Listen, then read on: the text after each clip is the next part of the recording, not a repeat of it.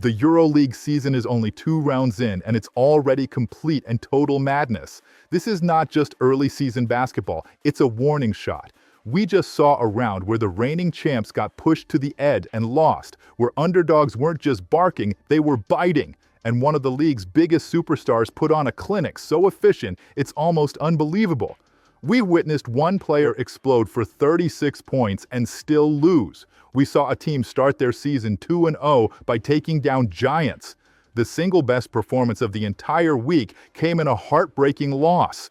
And we saw not one, but two insane 13-point comebacks that prove no lead is ever safe in this league.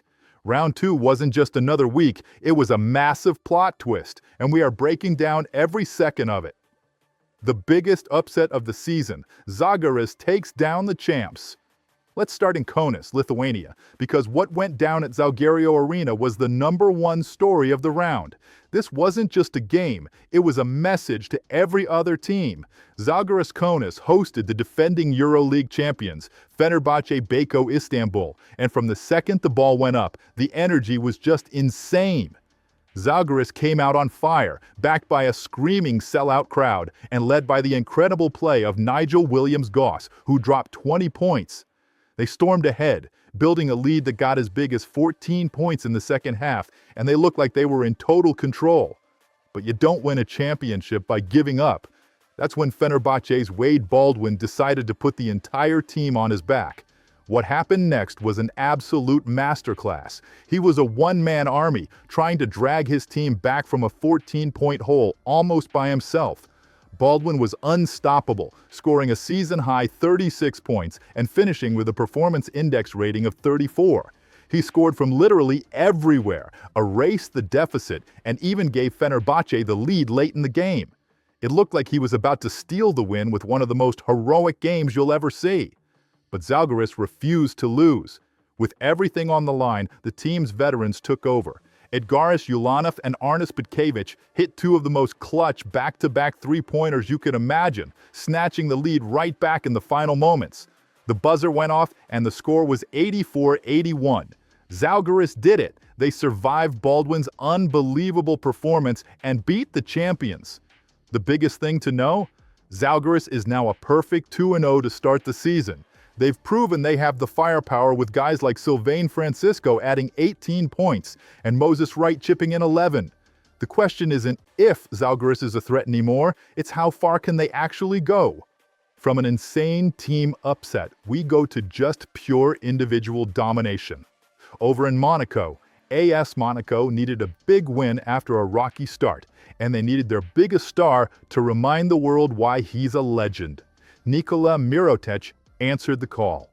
In Monaco's massive 103-81 win over the brand-new Dubai basketball team, Mirotic was officially named the MVP of Round 2. But it's how he did it that will blow your mind. His final stats were amazing. 19 points, 7 rebounds, 4 assists, and 2 steals. A great night, right? Well, Mirotic did all of that in just over 20 minutes on the court.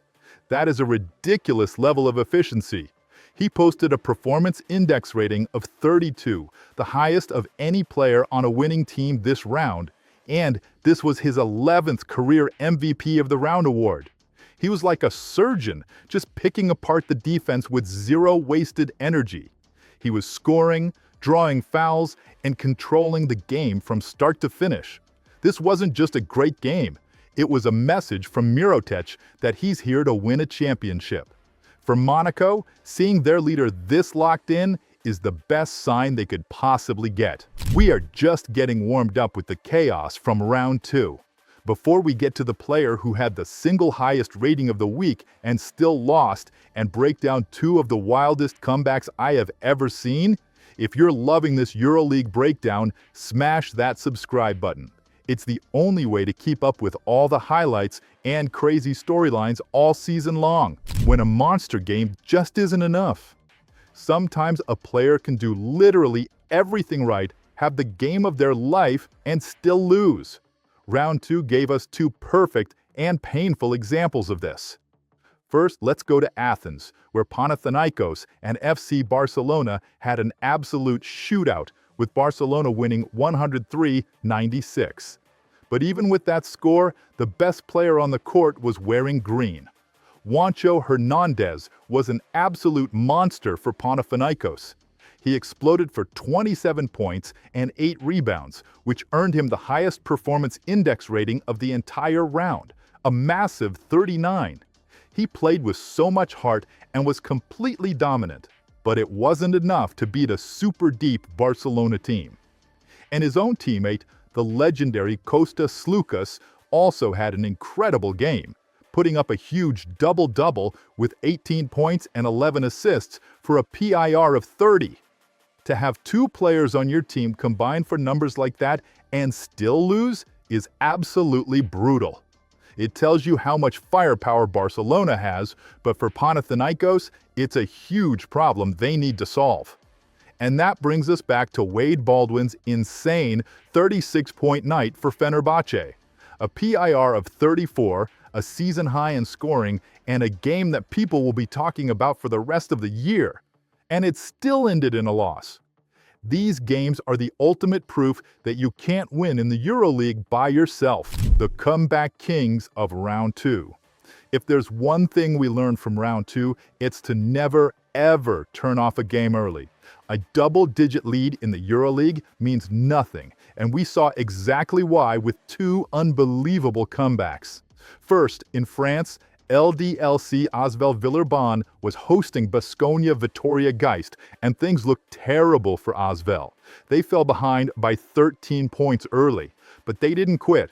They fought back and put on an offensive clinic to win 102-95 and get their first victory of the season.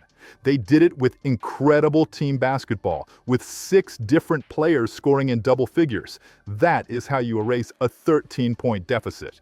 Everyone steps up. On the exact same night, we saw almost the same thing happen in Tel Aviv. Hapoel IB Tel Aviv, a team in their very first EuroLeague season, was in a 13-point hole against the powerhouse Turkish team Anadolu Efes, but they showed zero fear, clawed their way back, and won the game 87-81 to start their season a perfect 2-0. Antonio Blakeney led the scoring with 17 points, but the real story was Vasilije Micic.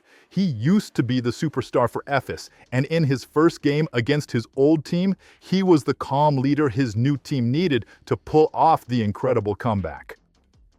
Quick hits around the league.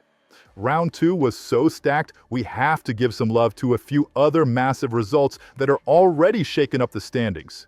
In a huge battle between two giants, Real Madrid got their first win of the season, coming back in the second half to take down a tough Olympiacos team 89-77. And Paris basketball also got their first win, beating Maccabi Rapid Tel Aviv on the road 101-94. The hero for Paris was Nadir Haifi, who was everywhere, finishing with 21 points and a round-high 5 steals. And we have to talk about Andreas Obst from Bayern Munich, who had an insane game, scoring 31 points with 9 three-pointers for a PIR of 30. These games just prove how balanced this league is. Old-school champions are getting beat, new teams are winning, and every single game feels like it could go either way. So what did we learn from this insane Round 2? First, Zalgiris is for real. That win was not a fluke. Second, Nikola Mirotic is already in MVP mode, and that should scare every other team in the league. And third, no lead is ever safe. Now, I want to know what you think. What was the biggest moment of Round 2? Was it the team win by Zalgiris over the champions, or was it Wade Baldwin's crazy 36-point game and a loss? Let me know what you think in the comments below. If you love this breakdown and want to keep up with all the EuroLeague action, do me a favor and hit that like button and make sure you're subscribed for more weekly recaps. Thanks for watching, and I'll see you for Round 3.